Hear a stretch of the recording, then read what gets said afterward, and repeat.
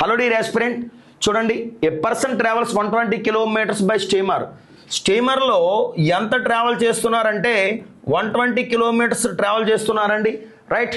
450 kilometres by rail. ట్రైన్లో ఎంత distance cover చేస్తున్నారంటే 450 కిలోమీటర్స్ అండి, ఓకేనండి. అలాగే అండ్ 60 కిలోమీటర్స్ బై ట్యాక్సీ. ట్యాక్సీలో ఎంత దూరం కవర్ చేస్తున్నారంటే 60 కిలోమీటర్స్ కవర్ చేస్తున్నారండి. చూసారా ఫ్రెండ్స్? ఓకే, ఎంత డిస్టెన్స్ ఏదేది కవర్ చేసిందని నేను నోట్ చేశాను. The speed of the train is 3 times that of the taxi.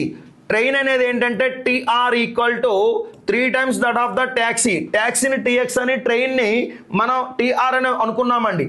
There four train by taxi ఏమవుతుందంటే 3:1 అవుతుందంటండి. అండర్స్టాండ్? అట్లాగే చూడండి ఫ్రెండ్స్, ఎండ్ తర్వాత ఏమైనా సబ్జెక్ట్ ఇచ్చాడా? నో, ఇవ్వలేదు.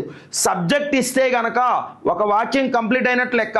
సబ్జెక్ట్ అంటే ఏంటంటే ట్రైన్ కానీ, స్టీమర్ కానీ, ట్యాక్సీ కానీ ఉంటే బాగుండేది, లేదు. కాబట్టి ఇక్కడ గమనించండి. ఎండ్ ఈజ్ బట్ వెర్బ్ వస్తే 1.5 times that of the steamer. అంటే స్టీమర్ కి ట్రైన్ అనేది 1.5 times అండి. అంటే చూడండి friends, train equal to 1.5 times that of the, చూసారా, గమనించారా ఇక్కడ? స్టీమర్ అంటే ST. So train by steamer equal to ఏమవుతుందంటే 1.5 ఏమవుతుందంటే 3/2గా రాసుకోవచ్చండి. సో 2 రేషియోలు వచ్చినాయండి ఇక్కడ. ఎన్ని రేషియోలు వచ్చాయండి ఇక్కడ? 2 రేషియోలు సింగిల్ రేషియోగా కన్వర్ట్ చేసే బాధ్యత ఉంది. Train is to, taxi is to, okay. So చూసుకుంటే స్టీమర్, రైట్ అండి. ట్రైను ట్యాక్సీ ఏమవుతుందంటే 3:1 అండి. ట్రైను స్టీమర్ ఏమవుతుందంటే 3:2 అండి, రైట్ అండి. ఇక్కడ చూసుకుంటే కనుక ట్రైన్ ఏదైతే ఎక్కడైతే 2 నెంబర్స్ కలిసాయో అక్కడ మనం ఎల్సిఎం కట్టాలండి. సో 3కి 3కి ఎల్సిఎం ఏంటంటే 3 అవుతుందండి. సో 3కి 3కి ఎల్సిఎం ఏమవుతుంది? 3 అవుతుందండి. ఈ 3 అన్నదానికి సేమ్ ఫ్యామిలీ 1 కాబట్టి మనం అదే ఫ్యామిలీలో ఉంది కాబట్టి 3 ఎప్పుడు 3 అవుతుందంటే 1 time కాబట్టి దీన్ని కూడా 1 time చేస్తామండి. సో ఇక్కడ చూసుకుంటే ఇది కూడా 3 1 జా 3 కాబట్టి దాని ఫ్యామిలీకి కూడా 2 1 జా 2 చేసుకుంటామండి. సమ్ ఆఫ్ ద రేషియో ఏమవుతుందంటే కనుక ఇదంతా కూడా 6 parts అవుతుందండి. గమనించారా?